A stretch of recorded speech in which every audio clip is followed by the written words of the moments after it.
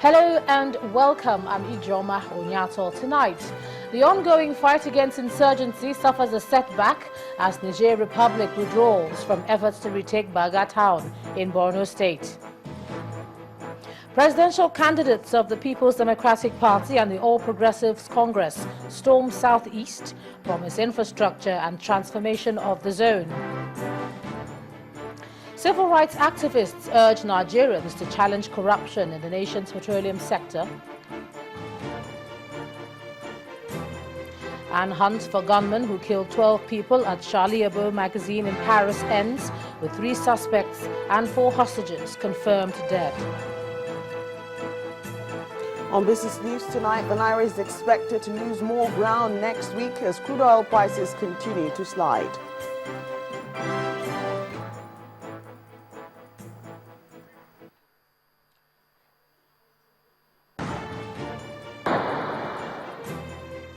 And on sports news tonight, Nigeria Football Federation clears embattled striker Odwok to return to the Super Eagles.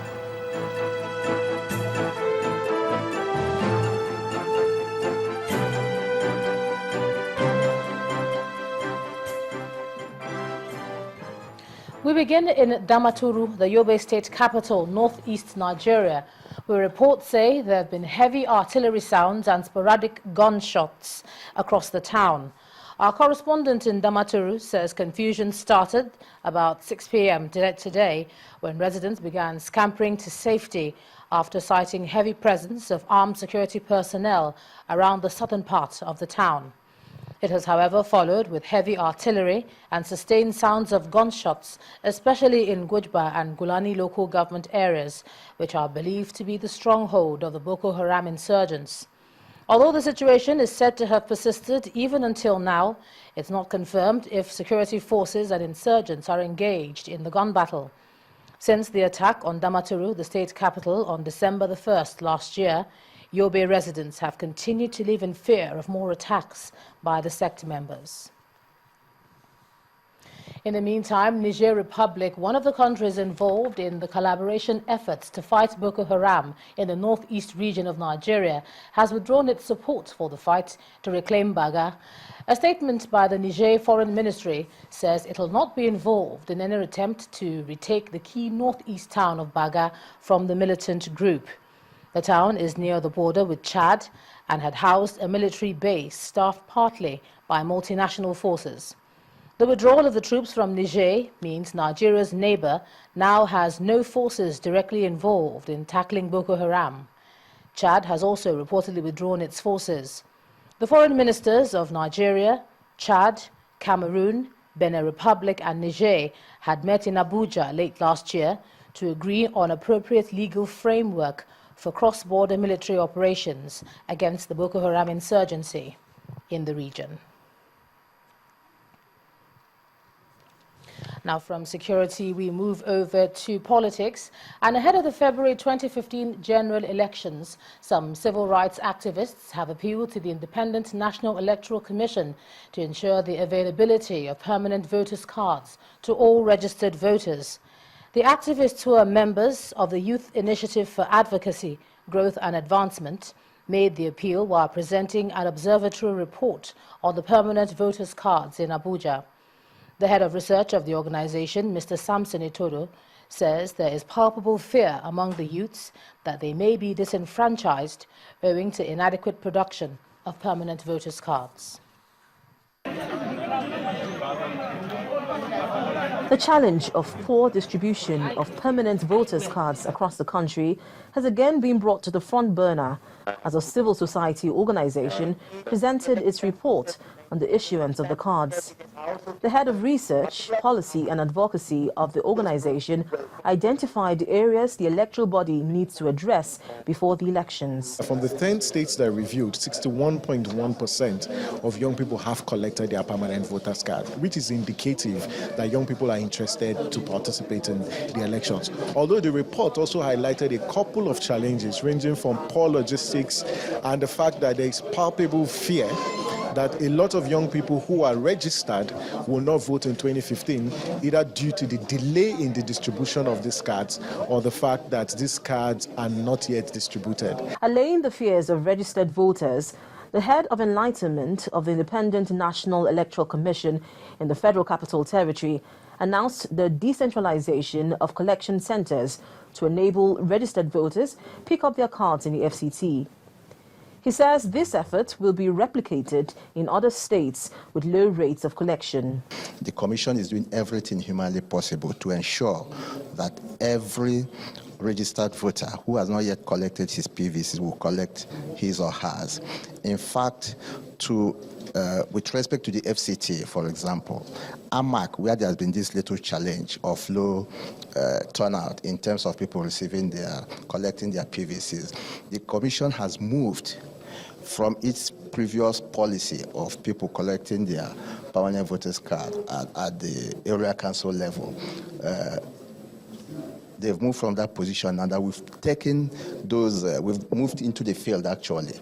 Okay, now people are to go to their ward collection centers or registration areas to pick up their PVCs, and this will commence from today. In fact, it has commenced, okay, from 9 o'clock to 5 o'clock, from the 9th of January to the 31st of January. With over 54 million permanent voters' cards received as at 7th January 2015, the electoral body says it has distributed over 38 million, which is about 71% of the cards.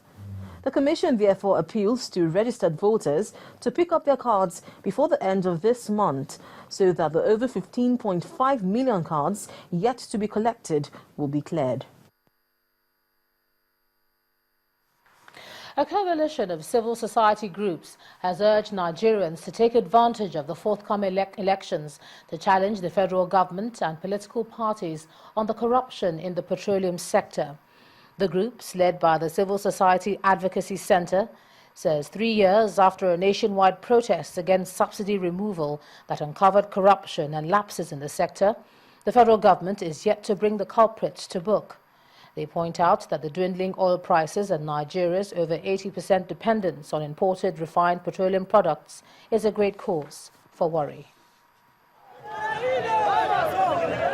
January 9, 2012. Civil society groups joined by the organized labor commenced mass protests across Nigeria, demanding that government rescind its January 1st decision to remove the fuel subsidy and increase fuel pump price from 65 to 141 naira.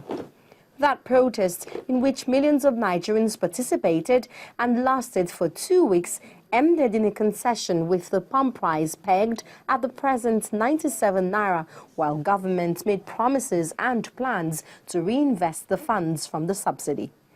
Exactly 3 years after, these civil society groups say the corruption and impunity in the oil sector is the same and getting worse. The Minister of Petroleum Resources had said then, during the January uprising, and also before a committee of the Senate, that capacity utilization rate of the domestic refineries, which she claimed that as at 2012 they had brought up from 12% to 40% during the crisis, would actually be improved to 90% by the second quarter of 2014. Outrageously, though, capacity utilization at the nation's 4 domestic refineries is now reported in an NNPC report to be at a mere 16.14% average for the 4. These civil groups say the crash in crude oil prices to $50 per barrel is much cause for worry, especially as government continues to deplete the excess crude account, a matter for which they urge Nigerians to hold government accountable. Up to this moment, necessary policy, legislative institutional frameworks have either not been put in place, or where they are in place, they have been weakened and incapacitated, making it impossible for this to be effective. We demand that, as a lasting legacy to our January uprising, of the 2012, all active Nigerian citizens should redouble their organizing and mobilizing effort to ensure that government and political parties and leaders are take seriously the fight against corruption and develop, practice of zero tolerance to corruption in the country. As election preparations unfold, these civil groups have put out questions which they ask Nigerians to demand, such as, what happened to the domestic refineries government promised 3 years ago? Why is the pump price of petrol static despite the reduction in the cost of petrol? Why has the money in the excess crude accounts continued to dwindle even ahead of the current oil crisis? And why has no culprits been brought to account for the looting and corruption in the petroleum sector 3 years after nationwide protests that uncovered these misappropriations? The present government or the next will have to answer these questions.